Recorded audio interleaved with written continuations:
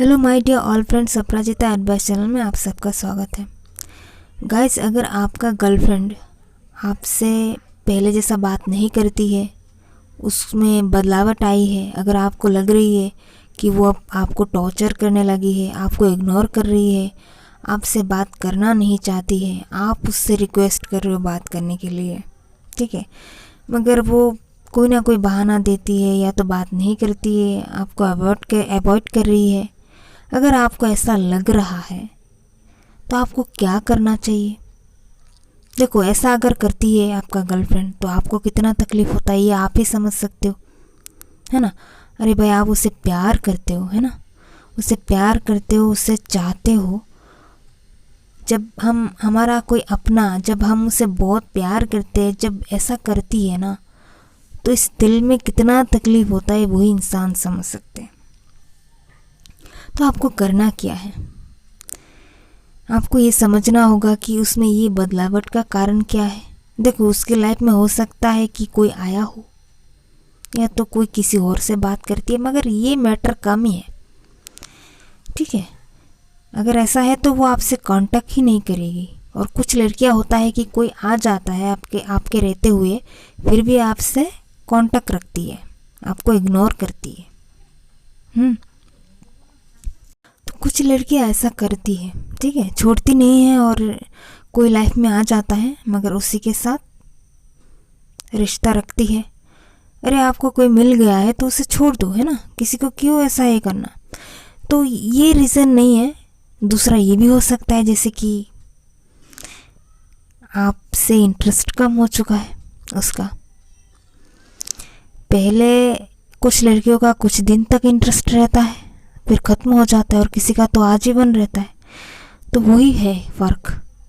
तो या तो आप में ही, आपका ही कुछ बिहेवियर, आपका सब कुछ, किसी के मन तो ऐसे ही बदल नहीं जाती है ना। आप पे अगर वो अवॉइड कर रही है, ज़रूर आपकी भी कमी हो सकता है। तो आपको भी ये फ़र्ज़ है कि आप उसके साथ अच्छे से डिस्कस करें, प्यार से और अच्छे से, डांटे नहीं। गुस्से से कभी कुछ नहीं होता है, बल्कि नुकसान और ख़त्म होता है और बर्बादी। उसे आप अच्छे से प्यार से पूछिए वो चाहती क्या है, फिर तो वो आपको बताएगी।